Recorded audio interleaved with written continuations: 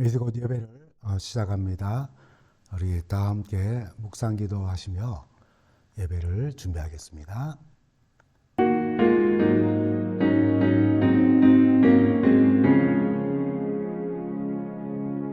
오 주여 미오니 우리 마음과 생각을 은혜의 보좌로 이끌어 주 얼굴 뵙게 하소서. 우리의 생활의 변화를 심령의 활력을 주소서. 주의 앞에 성도들과 함께 이 순간 기도하게 하소서.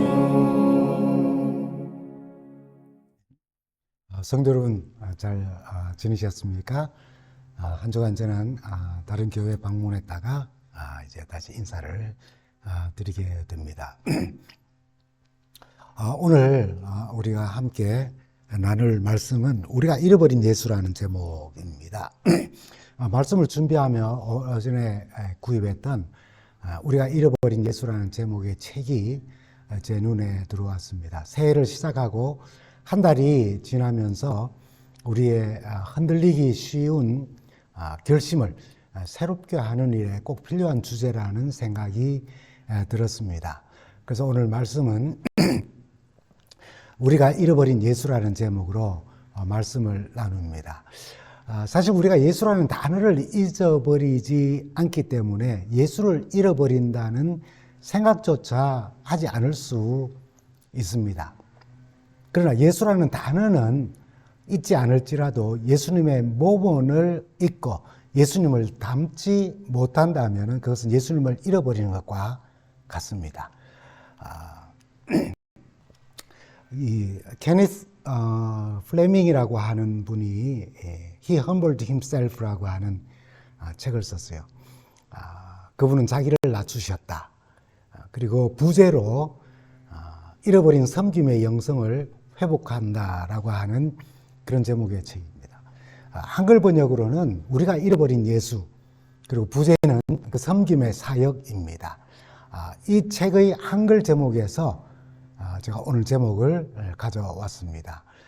1977년부터 2002년까지 약 25년간 남아프리카의 줄루족 선교사로 사역했던 케니스 플레밍이라는 분이 쓴 책입니다. 사실 우리는 예수라는 단어를 기억하기 때문에 절대 예수를 잃어버렸다고 또는 잊어버렸다고 생각하지 않습니다. 그러나 책에는 부제가 말하듯이 우리가 잃어버린 예수의 모습이 있는데 그중 하나가 바로 섬기는 것입니다. 단어 예수가 아닌 예수의 모습이 있는데 그 중에 하나가 섬김인데 스스로 자신을 낮추신 예수의 모습을 우리는 예수라는 이름은 기억하지만은 그 섬김의 사역을 우리가 잊어버리고 있다면은 실제 삶 속에 우리는 예수를 잃어버린 것과 같은 것입니다. 그래서 예수님이 정말 우리의 삶 속에서 사라지거나 우리가 예수님을 잃어버린 것이 아닌지를 돌아보려고 도전을 주는 그런 책입니다. 섬김은 단순히 리더십의 문제가 아니라 신앙의 본질입니다. 섬김은 자연스러운 우리 성도들의 현상이 되어야 합니다. 케니스 선교사가 섬김을 신앙의 본질로 깨닫게 된 중요한 사건이 있었어요. 말씀드린 것처럼 남아프리카 줄루족을 섬기는 선교사로 파송을 받아 사역을 하고 있는데 2년 지난 후에 선임 선교사인 깁스 부부가 안식년을 얻어서 미국으로 가게 되고 그는 그 지역에서 유일한 선교사, 즉 선교사 어쩌면 최고의 지위에 오르게 되었다고 생각하게 되었어요. 자신이 중요한 직무를 이제 맡게 된 데 대한 아주 은밀한 뿌듯함을 즐기고 있었죠. 이제 나도 진짜 되었다라고 생각한 겁니다. 깁스 선교사 부부가 떠나고 분기마다 모이는 회의에서 줄루족 지도자들은 누군가 깁스씨의 직분과 권위를 대신해야 한다는 점에 동의를 했어요.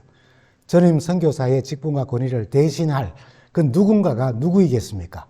바로 자신밖에 없었지요.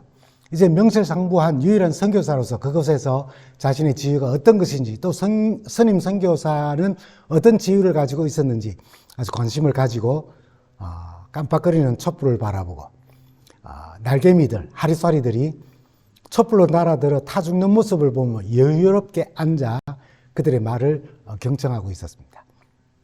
근데 그들 중에 누군가가 전임 선교사에 대해서 이렇게 말했습니다. 이제까지 깁스 선교사의 위치는 오피스 보이, 급사 또는 사환이었습니다. 라고요. 아니면 오피스 보이, 뭐 슈샤인 보이, 뭐 호텔 보이, 뭐 돌맨, 뭐 이런 말들처럼 만약에 사무실 근무한다면은 서류 전달하고 전화 응답하고 복사하고 우편물 정리하고 이런 잡다한 일을 맡아 하는 사람을 뜻하는 말이 오피스 보이입니다. 선교사를 그들을 위한 잡무를 보는 사람으로 여겼다는 말로 인식했습니다. 이 말을 듣는 순간 그는 큰 충격을 받았고 이상 뭐 촛불이 깜빡거린다는 거 여유롭게 바라보거라. 거기에 막 날파리들이 날아들어서 죽어가는 그런 모습들을 볼 수 있는 그런 마음의 여유가 이제는 하나도 없어진 것입니다. 그는 그 느낌을 이렇게 적었습니다. 내 온 신경에는 그 오피스 보이라는 말에 집중되어 곤두서 있었다. 갑자기 속에서 무언가가 복받쳐 올랐다. 그들 중 대부분이 글도 모르는데 아니 도대체 내가 미국에서 어떤 생활을 포기하고 왔는지 자기들을 위해서 어떤 헌신을 했는지 모른다는 말인가. 내가 부르심을 받은 선교사역과 오피스 보이, 급사 혹은 사환이 도대체 무슨 관계가 있다는 말인가. 자신의 선교 사역을 오피스 보이가 하는 일처럼 짐 들어주고 소소한 심부름 하는 아이들의 잡일처럼 생각하는 그 말이 이해가 되지 않은 것입니다. 모임이 끝난 후에 충격에서 헤어나지 못하고 있는 그에게 가장 가까웠던 줄루족의 형제인 아이작 진델라라고 하는 사람이 다가와서 그의 옷소매를 끌어당겼습니다. 그런 마음이 아주 떳떳하고 뜨겁고 아주 선량한 복음을 사랑하는 그런 사람이었어요. 케니스는 종종 아이작과 함께 교인들을 방문하느라고 뜨거운 산성이 길을 따라서 오르내리곤 했던 그런 아주 좋은 마치 자기에게는 아버지와 같은 그런 존재였습니다. 단둘이 남게 되자 그가 이렇게 말을 한 것입니다. 오늘 밤 들었던 말에 대해서 신경 쓰지 마십시오. 마가복음 10장 45절에서 주님이 제자들에게 하신 말씀만 기억하기로 합시다 라고요. 아이작이 마가복음 10장 45절의 말씀을 줄루말로 아주 열정적으로 그리고 천천히 들려주었을 때 그 한마디 한마디가 예수님 당시에 분대한 자들이 맞았던 돌멩이처럼 자신에게 달려들었다고 그런 회상을 합니다. 누가복음 10장 45절에 있는 말씀이죠. 인자는 섬을 받으러 온 것이 아니라 섬기러 왔으며 많은 사람을 구원하기 위하여 치를 목값으로 대속물로 자기 목숨을 주려고 오셨다는 겁니다. 참 섬김이 힘든 이유는 케니스 선교사가 도대체 내가 미국에서 뭘 포기하고 자기들을 위하여서 내가 어떤 헌신을 했는지 모른다는 말인가. 내가 누군데 나의 선교 사역과 오피스 보이라고 하는 사환이 도대체 무슨 관계가 있다는 말인가. 글도 모르는 그들이 학위를 가지고 있는 나를 도대체 뭐라고 생각하고 있는가라고 하는 그런 불편한 감정이 복받쳐 오를 때에 그래서 내가 왜라는 불쾌한 감정이 그 섬김을 방해하는 것입니다. 사실 우리가 예수라는 단어를 기억하기 때문에 예수님을 잃어버렸다고 생각하지 않습니다. 그럼 내가 왜라는 감정이 예수님의 섬기는 자리로 내려가지 못할 때 우리가 그렇게 남기 원하는 섬기는 예수님을 잊어버렸거나 혹은 잃어버린 것입니다. 여러분, 섬김이라는 말을 그냥 다시 한번 생각해 보십시다. 우선 사전적 정의로는 신이나 윗사람을 잘 모셔 받드는 것이라고 했어요. 종이 주인을 대하듯이 겸손한 태도로 봉사하거나 상대방을 위해 일할 환경을 조성해 주는 행위들을 말하는 겁니다. 두 번째, 성경사전에서는 섬김은 하나님이나 타인을 위해서 자신의 뜻을 낮추고 사람과 순종으로 봉사하는 행위를 성경사전에서 섬김이라고 그렇게 말합니다. 그러면 성서에서는, 구약 성서에서는 섬김에 대해서 뭐라고 이야기하는가? 우선 히브리어 아바드라고 하는 말이 있어요. 일하다, 봉사하다, 섬기다라고 하는 의미입니다. 하나님에 대해서 전인격적인 섬김과, 그냥 형식이 아니라 전인격적인 섬김과 일상적인 삶에서 순종을 포함하는 폭넓은 의미를 포함한다 했어요. 구약에 약 390번 사용되었는데, 예로 신명기 10장 12절에 이스라엘아, 내 하나님 여호와께서 내게 요구하신 것이 무엇이냐? 곧 내 하나님 여호와를 경외하며 그 모든 길을 행하고 그를 사랑하며 마음을 다하고 성품을 다하여 내 하나님 여호와를 아바드, 섬기라고 그렇게 이야기합니다. 섬김은 우선 하나님을 위하여 우리의 시간과 우리의 정성과 우리의 힘과 우리의 성품과 우리의 재정과 재능과 사랑과 마음을 드리는 것, 그것이 바로 행위예요. 그래서 여호와를 섬긴다는 것은 예배라고 하는 의미와도 상통합니다. 참고로 섬김의 또 다른 히브리어 샤라트라고 하는 말이 있는데, 이 아바드라고 하는 말과 동일하게 섬기다, 봉사하다인데, 주로 하나님 앞에서 특히 제사장들이, 레위인들이 직무와 관련된 거룩한 봉사에 사용됩니다. 구약이 한 97번 정도 사용됐는데, 예를 들어서 역대하 16장 4절에 보면 레위 사람을 세워서 여호와의 궤 앞에서 이렇게 샤라트, 섬기게 하라라고 그렇게 했어요. 그래서 제사장의 직무처럼 하나님을 직접 섬기는 특별한 사역을 의미합니다.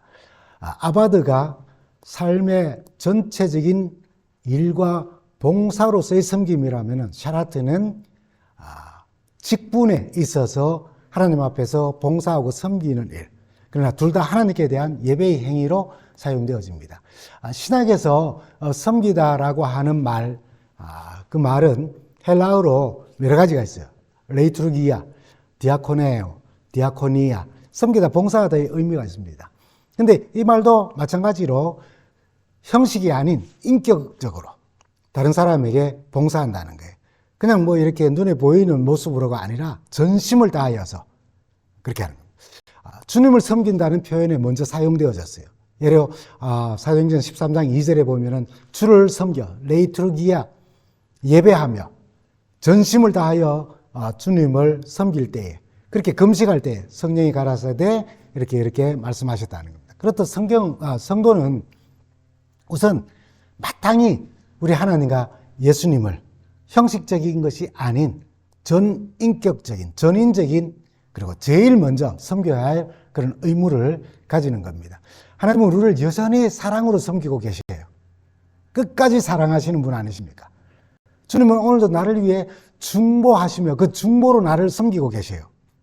근데 아직도 나는 철없는 아이처럼 섬김을 받기만 해서 되겠습니까? 성도는 하나님의 자녀들이에요.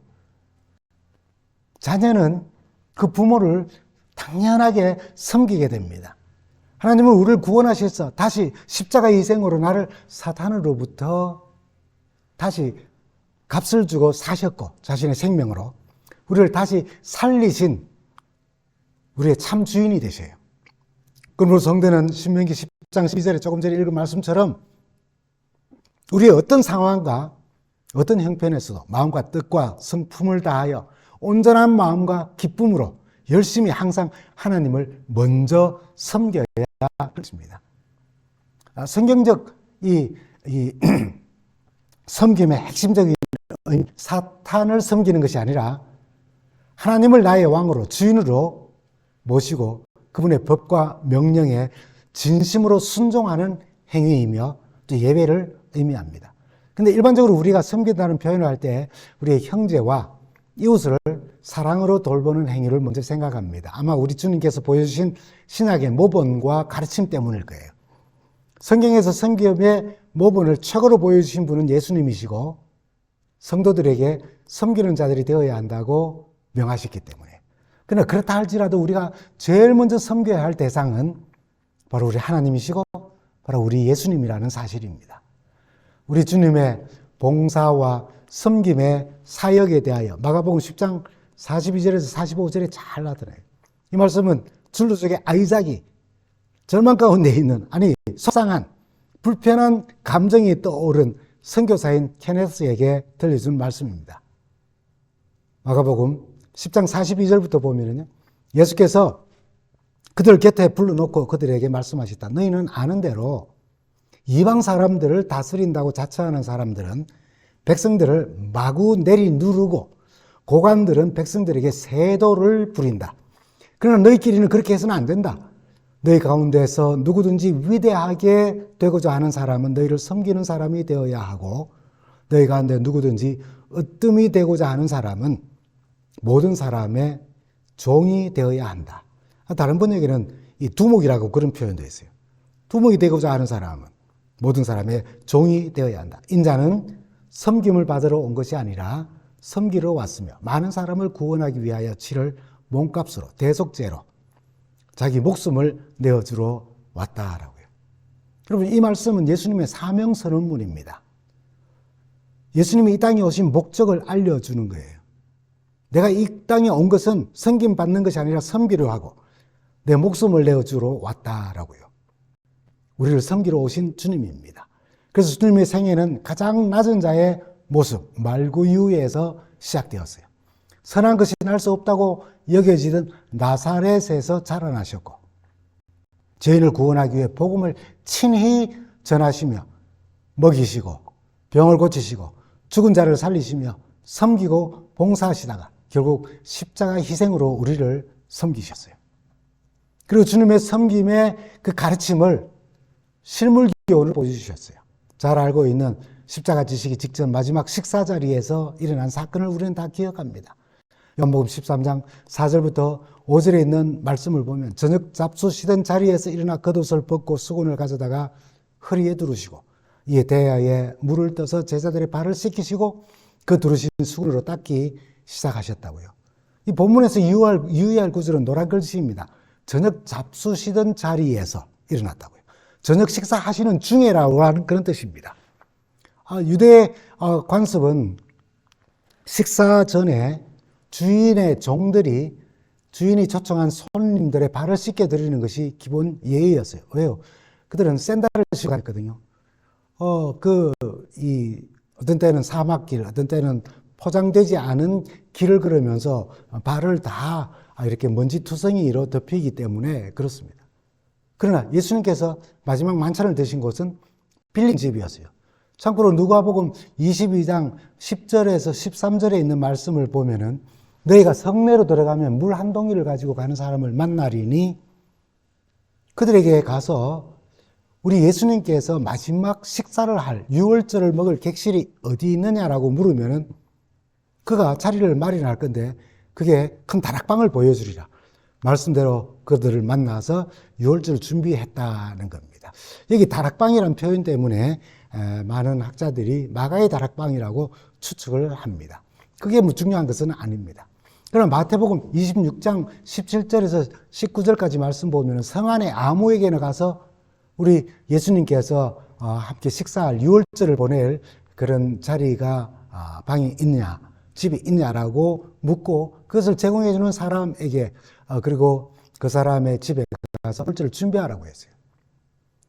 어쨌든 마지막 식사 자리는 빌린 집에서 가졌기 때문에 초청한 주인의 환영이나 손님들의 발을 씻기는 주인의 정도 없었던 겁니다. 그리고 제자들 중에 그런 섬기는 데 신경 쓰는 사람 하나도 없었습니다.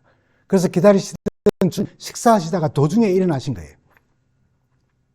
십자가 직전에 그들에게 꼭 가르쳐야 할 것이 무엇인지를 아시고 하나님을 믿는 백성의 삶의 특징이 무엇인지 꼭 알려주셔야 했기에 수건을 허리에 동이시고 제자들의 발을 씻겨 주시고 닦아 주신 것입니다. 그리고 제자들에게는 참 불편했을 이 일에 대하여서 주님은 요한복음 13장 13절에서 15절에 엄청난 교훈과 의미를 담아 그들에게 이렇게 말씀해 주시죠. 너희가 나를 선생이라 또는 주라 하니 너희 말이 옳다. 맞다. 나는 너희 선생이고 너희의 주인 되는 사람이다. 그러나 내가 그러한데 내가 주와 또는 선생이 되어 너희 발을 씻었으니 너희도 서로 발을 씻어주는 것이 옳으니라. 내가 너희에게 행한 것 같이 너희도 행하게 하려 하여 본을 보였다고요.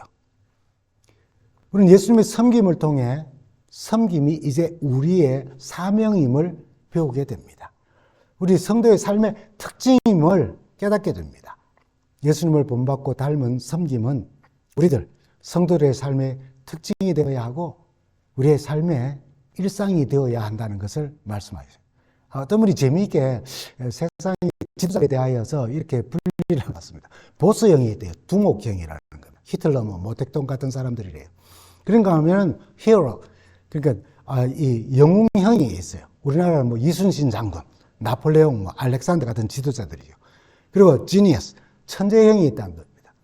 키신저나 우리나라 율곡, 세종대왕 이런 분들이 아주 천재형이지요. 이런 리더십을 발휘한 지도자들이었어요. 그러나 예수님은 servant leadership, 섬기는 지도자셨어요. 다스린다는 개념보다 주님의 리더십은 종의 정신으로 자기 백성들을, 인류를, 죄인들을 섬겨주셨습니다. 예수님의 사역에 대해서 마태복음 4장에는 이렇게 말합니다. 온 갈릴리를 두루다니시고 회당에서 가르치시고 하늘나라의 복음을 선포하시며 백성 가운데 모든 질병과 아픔을 고쳐주셨다고요. 여러분, 이 사역은 누구도 흉내낼 수 없는 온전한 사역이었어요. 이 사역만으로도 충분히 최고의 보스가 되어가지고 최고의 지도자가 되어서 존경받고 대접받는 자리에 앉을 수 있으셨어요. 그러나 가르치든 복음을 전하든 병자를 고치든 모든 사역이 섬기는 종의 모습으로 사역하셨습니다. 그래서 그를 따르는 모든 제자들이, 그리고 오늘 우리가 그것을 배우고 따르기를 원하신 것입니다. 예수님은 섬김을 받으러 오신 것이 아니라 섬기러 이 땅에 오셨고 그것을 십자가를 통하여서 그의 섬김을 완성하셨습니다. 그런데도 우리는 내가 왜라는 불편한 감정이 생깁니다. 섬김의 자리로 내려가려고 할 때에 나의 불편한 감정이 나로 하여금 예수님의 자리로 내려가지 못하게 하는 겁니다. 이기심 때문일 수 있어요. 내 위신, 난 남자인데 체면, 채통, 자존심, 교만, 내 명예, 이것이 지켜져야 한다고 생각하기 때문일 수도 있어요. 그러면서 예수라는 단어는 잊어버리지 않았기에 예수님을 잃어버렸거나 잊어버렸다고 생각조차 하지 않지만은 바로 자기 사랑, 자만, 교만, 혹은 위신, 체면 때문에 예수님이 섬기는 자리, 내가 왜라는 그 자리로 내려갈 때에 내가 왜라고 하는 불편한 감정이 일어난다면, 그래서 우리가 예수님의 섬김의 자리로 내려갈 수 없다면 우리는 우리를 섬기는 예수님을 잊어버렸거나 잃어버린 것이라는 것입니다. 성도로서 하나님을 섬기며 공동체와 이웃을 섬김의 삶을 우리가 잘 하지 못한다면 여러분, 그냥 내가 그냥 섬기는 자리에 난 섬기는 걸 잘 못해, 이게 아니라 더 절박하게 나는 지금 섬기시는 예수님을 잃어버리고 있다고 생각하면 참 좋겠습니다. 그럼 우리가 어떻게 우리의 잃어버린 예수를 찾아볼 수 있을까요? 어디서부터 내가 잃어버린 예수님을 찾는 시작을 할 수가 있을까요? 요한계시록 2장 4절에서 5절은 아주 단순하게 우리에게 교훈합니다. 그러나 너에게 나무랄 것이 있다. 그것은 네가 처음 사랑을 버린 것이다. 그러므로 내가 어디서 떨어졌는지 생각해내서 회개하고 처음에 하던 일을 하라고요. 그렇습니다. 결국은 사랑의 문제입니다. 섬김의 예수님을 잊어버리고 잃어버리는 것은 우리를 사랑하신 주님을 우리가 사랑하던 그 처음 사랑을 잃어버리며 섬김의 주님도 잃어버리는 것입니다. 처음 사랑을 회복하면서 섬김의 주님을 찾고 섬기는 종으로 살 힘을 우리는 다시 얻게 되는 거예요. 무엇보다도 하나님을 제대로 섬기는 일부터 시작되어야 합니다. 내 하나님 여호와를 경외하며 그가 가르치신 모든 보여주신 그 길로 행하고 그를 사랑하며 마음을 다하고 성품을 다하여 하나님 여호와를 아바드, 섬기는 그 말씀처럼 예배를 통하여서 오늘 우리의 시간과 힘과 성품과 사랑과 뜻, 마음을 모두 하나님의 뜻을 이루는 일에 순종함으로 하나님을 섬길 수 있으면 참 좋겠습니다.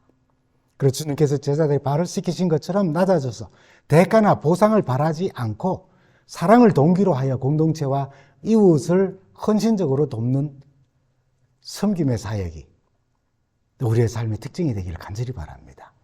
작은 친절, 소소한 관심, 배려, 양보, 남들이 싫어하는 것을 하는 봉사, 파틀락 봉사에서 내가 당번이 아닐 때는 수고하시는 분들에게 감사라는 표현도 하고 내가 당번이 아니지만 설거지도 함께 할 수 있고 솔선하여 청소도 하며 남들이 하기를 꺼려하는 일들을 찾아서 하는 일들이 바로 섬김의 자세인 겁니다. 그럴 때 한 번씩 불쑥 내 마음속에서 내가 왜? 라고 하는 불편한 감정이 섬김의 자리로 내려갈 수 없다면 우리는 그 순간 나를 섬기시는 예수님을 잃어버리기 쉬운 순간입니다. 예수님을 잊어버리기 쉬운 그런 순간이 될 수 있어요. 내가 왜 해야 하지라고 하는 생각이 드는 그 모든 일에서부터 섬김은 사실 시작됩니다. 여러분, 우리의 섬김의 삶을 통하여서 우리가 얻는 축복이 있어요.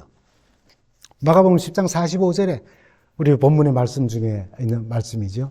두 가지 축복을 우리에게 알려줘요. 인자는 섬김을 받으러 온 것이 아니라 섬기러 왔으며 많은 사람을 구원하기 위하여 치를 몸값으로 자기 목숨을 내주러 왔다라고요. 그럼 다시 한번 읽어보십시오. 섬기러 오신 인자의 품성을 닮아가는 것입니다. 내가 섬기면은 인자의 성품을, 예수 그리스도의 성품을 닮아가는 거예요. 두 번째는 이 섬김이 많은 사람을 구원하기 위한 섬김이라는 것입니다. 그래서 우리가 섬김을 통해 영혼을 구원하는 일이라는 사실을 알려주고 있어요. 그렇습니다. 섬기는 자는 그리스도의 모습을 드러냅니다. 그분의 품성을 반사하는 거예요. 섬김의 삶은 영혼 구원이라는 열매를 맺게 하는 겁니다. 여러분, 고린도전서 10장 33절에도 나와 같이 모든 일에 모든 사람을 기쁘게 하며 자신의 유익을 구하지 아니하고 많은 사람의 유익을 구하여 그들로 구원을 받게 하라고 사도 바울은 권고합니다.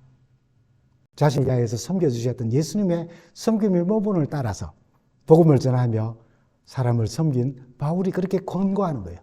전도자의 특징은 물론 기도와 말씀에 기초한 확고한 사명감을 가져야 합니다. 더하여 영혼을 향한 뜨거운 사랑으로 대합니다. 배려하고 들어주고 선물도 하고 칭찬하며 힘든 일이 있으면 도와주고 아픔을 함께 합니다. 집도 봐주고 애기들도 봐주기도 합니다. 품성을 나누며 겸손하게 대합니다. 유익을 구하는 심령으로 섬기며 그들로 구원에 이르게 하는 거예요. 우리 모두 제일 먼저 하나님을 섬기는 자로 부름을 받았습니다. 다양한 방법과 모양으로 하나님을 섬길 수 있어요. 잘 모시어 받드는 것, 그것이 섬김이라 그랬어요. 하나님을 잘 모시어 섬기는 것은 예배와 그리고 순종의 삶으로 나타납니다. 하나님을 섬기는 일이 우선입니다. 그리고 예수님의 모분을 따라서 타인을 위해 자신을 낮추고 사랑과 순종으로 봉사하는 행위로 공동체와 이웃을 섬기고 그리하여서 영혼 구원을 또 이룰 수 있는 축복이 우리에게 임하게 될 간절히 바라요. 여러분, 만약에 섬김의 삶이 내 앞에 놓여 있고 그대로 내려가려고 하는 내가 왜? 라고 하는 생각이 들면은 우리는 섬기시는 예수를 잃어버리는 것과 같습니다. 성도의 삶에서 섬김의 삶을 빼면은 껍데기만 남는다고도 할 수 있어요. 왜냐하면 예수님을 잃어버린 삶이기 때문입니다. 예수님을 믿는다고 하지만은 예수님을 잃어버린 삶이 되기 때문입니다. 하나님을 순종하며 잘 섬기고 서로 낮추고 사랑과 순종으로 봉사하는 행위로 공동체와 이웃을 섬기면서 다시 오시는 예수님을 뵙게 되기를 간절히 감사합니다.